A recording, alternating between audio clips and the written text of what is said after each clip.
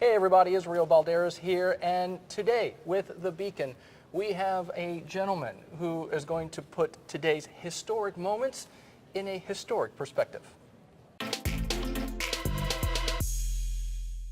Hi, Israel Balderas. I'm being joined today here at Palm Beach Atlantic University with John Meacham. John Meacham is a historian, autobiographer, journalist, political analyst on Morning Joe, MSNBC. I can't hold a job. Yeah, it's a terrifying You like list. to do a lot of hodgepodge things. That's right. Listen, I want to take a very broad perspective. Sure. You are an expert in looking backwards. You studied Thomas Jefferson. Yep. You studied Andrew Jackson. Put into perspective, where are we today, almost 2 years into the presidency of Donald Trump? Yeah. People like me don't like to use the word unprecedented because it reduces our employment opportunities, but it's largely unprecedented. He is the most unconventional person to ever become president of the United States. Some people want him to be Andrew Jackson. He's tried that a couple of times.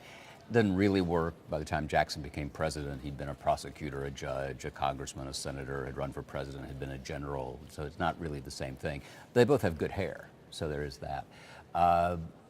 I think we've been, for the last 3/4 of a century, basically in our politics, and to some extent our culture, been in a conversation, roughly put, between Franklin Roosevelt and Ronald Reagan, where the question is the relative roles of the market and the state in our common life. What's striking about that dynamic, if you accept the premise, is that the questions about those relative roles were never about the existence of one or the other, but about the extent of it. It was a question of degree, not of kind. And so I think we're in a new phase of that conversation that's either going to be a radically different one, or will, I think, my own bet is that it will revert to that, because President Trump represents a kind of spasm of anger in the country, but he's not an ideological figure. He occasionally takes ideological positions, but I think it would... And may I add, please, ideological positions that he doesn't have sort of a history or a core belief, right? No I idea. remember Bob Woodward at the Washington Post interviewed him, and try to get to what do you believe in, what do you stand for, and he literally took 15 minutes asking that question over and over, and Donald Trump couldn't answer that basic question all presidential candidates answer, and that is, what do you believe in? What do you believe in? I spent 90 minutes with him in May of 16 trying to talk about, I should say, what are the presidents you would want to model yourself on? What are the books you've read about history? And it was a very brief conversation. He just doesn't look back. I'd argue he doesn't look forward that much either. It's just right now. And to some extent, I think if he were sitting here, he would say, I'm intuitive. I'm a gut player. I make a call based on the moment. And the right number of voters in the right number of states wanted that after 10 presidential elections, where we'd either had a Bush or a Clinton on the ticket for 8 of those 10. And so I think we're here because of 2 numbers. One is 17%. That's the percentage of Americans who trust the federal government to do the right thing, some or most of the time. That's down from 77% in 1965. And $130,000, which is the annual household income that the Commerce Department believes you need to lead a classic post-World War II middle-class life. And household income is about $57,500.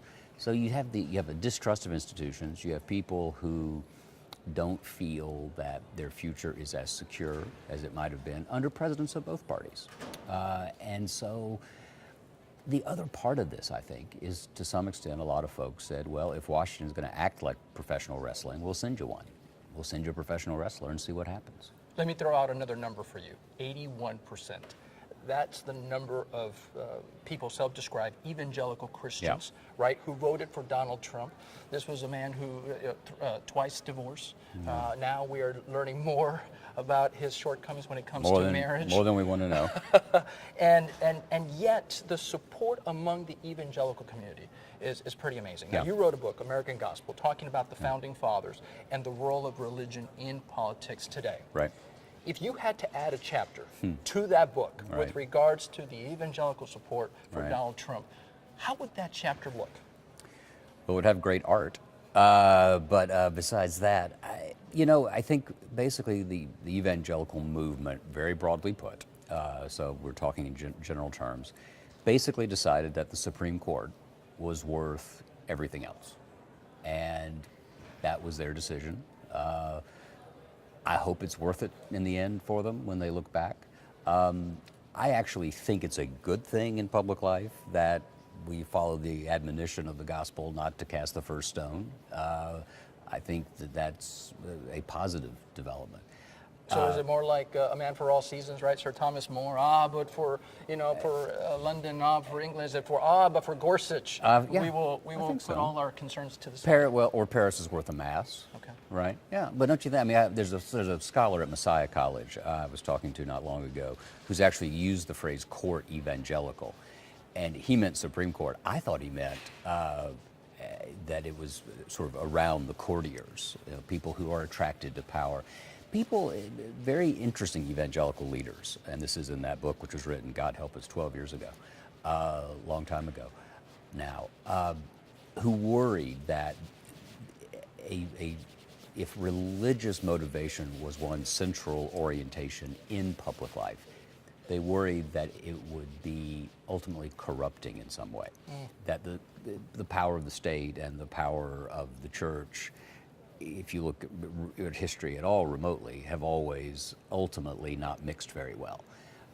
I'm someone who believes you cannot separate religion from politics because they're both about people. You might as well say we're not going to have economic considerations. Church and state are different things. The phrase, the wall of separation of church and state, actually comes from an Anglican divine named Richard Hooker. And the initial idea was not to protect the church from the state. I mean, not to protect the state from the church, but the church from the state. That the corrupting influence of temporal institutions would ultimately take a toll on ecclesiastical ones. My own opinion is that's probably where things are headed. I am a Christian, not a very good one. Neither am I. Yeah, well, Congratulations. thank you. No, Join the club. Robert Louis Stevenson once said that the duty of the Christian is not to succeed, but to fail cheerfully. And I'm a very cheerful failure. I like that. So I do follow this. I pay attention to it. I'm a little mystified, but I'm a little mystified by the broad. I'll admit it, by the broad support. The fact that the president's at 43% strikes me as surprisingly high. Right. Feels more like a 35% president. Last question: if I were to take John Meacham, put him in a time machine 100 years from now, and that historian writes about this time, what would be the title of your book? And what would be the first chapter as you look at this time, either as the 4-year presidency of Trump or the 8-year presidency?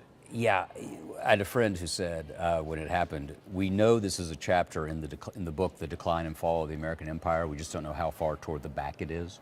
I don't know if this is a chapter or if this is a whole new era. My sense is it's an anomaly because I don't think that the movement itself has the wherewithal or as we were talking about a moment ago, the philosophical content to genuinely shift that conversation between a Roosevelt and a Reagan. I don't think it's there. So I think it's more spasmodic. He will be, one thing you could call the book right now is The Apprentice, because he's still trying to learn how to do this. But it's riveting. And one of the things, and this would please the president enormously, is he will be written about as long as the American presidency is discussed. He'll be that kind of figure. Oh, sure. Okay. Absolutely. John Meacham, thank you, sir. So much Appreciate for being on campus here at Palm Beach Atlantic University. And thank you again for always tuning in to The Beacon Today.